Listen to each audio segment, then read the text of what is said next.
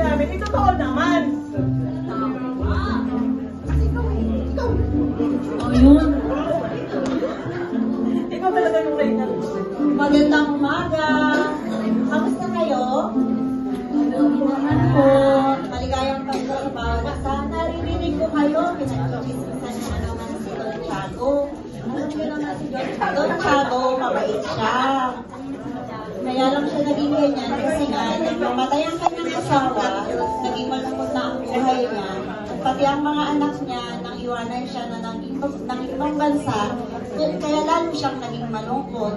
So ngayong Kapaskuhan, ang mainam na ating gawin na paraan ay ating siyang imbitahan. At mabait yan. So madali lang naman mapalagpunan ng ating Don Santiago na yan. Kaya mamaya magsalo-salo tayo dun sa amin, sa tahanan namin.